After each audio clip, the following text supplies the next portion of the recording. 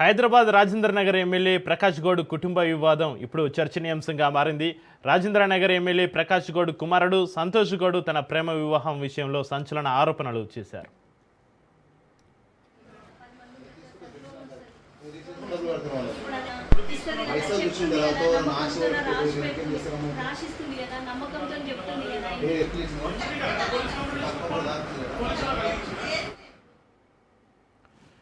తన ప్రేమ వివాహాన్ని అడ్డుకునేందుకు తన తండ్రి ప్రయత్నిస్తున్నారని, తనకు మద్దతుగా ఉన్న వారిపైన ఒత్తిడి దాడులు జరుగుతున్నాయని సంతోష్ గౌడ్ ఆరోపించారు.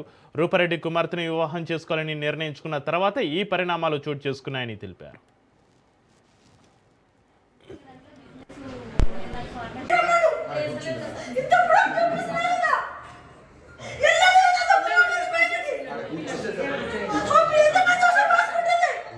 కూర్చుందేమని నేను అనుకున్నా. సైలెంట్ గా కూర్చున్నది. వాటర్లో కల్పిస్తే బాగుంటుంది.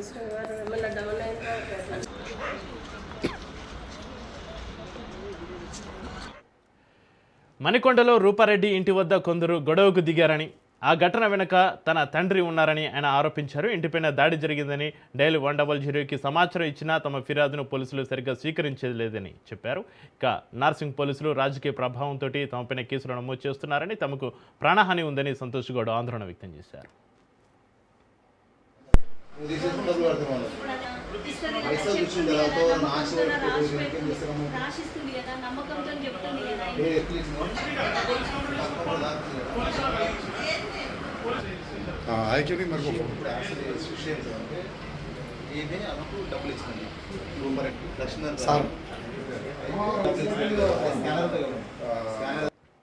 మంది వచ్చి దాడి ఎందుకు చేసినారు?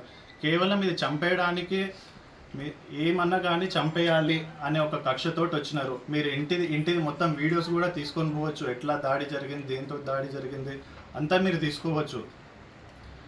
ఇవాళ ఓన్లీ కొంతమంది మా అత్తమ్మకి అగెన్స్ట్ ఉన్న కొంతమంది పొలిటికల్ లీడర్స్ వాళ్ళందరూ కలిసి వాళ్ళకి అనుచరులు ఎవరెవరు ఉన్నారో వాళ్ళందరినీ పిలిచి ఎవరో సంబంధం లేని వాళ్ళతో పిటిషన్స్ పెట్టించి ఇవన్నీ జరుగుతున్నాయి.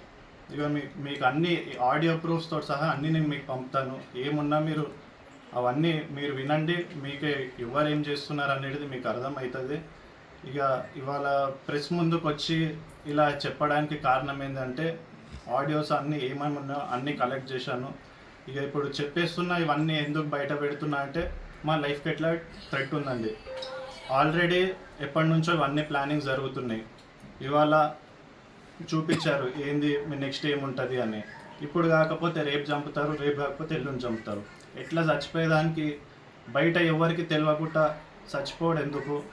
ఎట్లా న్యాయం అయితే జరగదు. అదైతే నేను 100% చెప్తున్నా. పిఎస్లో జరగదు, హైకమాండ్ నుంచి జరగదు, ఎక్కడి నుంచి కోర్టు పోండి, కోర్టులో పోయినా ఏమైతే తిప్పుతారు, అంతే ఏముంటుంది. ఎప్పటికైనా ఇది మాకు అసలు ఫేవరబుల్గా ఏం కాదు. మేము ఎంత ట్రై చేసినా మా మీద వేస్ట్. ఇప్పుడు ఓన్లీ మేము ఎట్లా మా పని అయిపోతుంది ఇవాళ. ఇప్పుడు మీరు ఈ ప్రెస్ మీట్ మీరు పబ్లిష్ చేసిన నెక్స్ట్ మినిటే చంపేయచ్చు. ఇప్పుడు నేను ఎక్కడ పోతున్న దారిలో కూడా చంపేయచ్చు. మమ్మల్ని అటాక్ చేసి ఎక్కడ ఏమన్నా చేయొచ్చు. ఇక ఎట్లా చచ్చిపోయేదానికి ఎందుకు తెలియకుండా, బయట ఏమైంది అని తెలియకుండా ఎందుకు అని చెప్పి అలా బయట పెడుతున్నాను. మంది వచ్చి దాడి ఎందుకు చేసినారు? కేవలం ఇది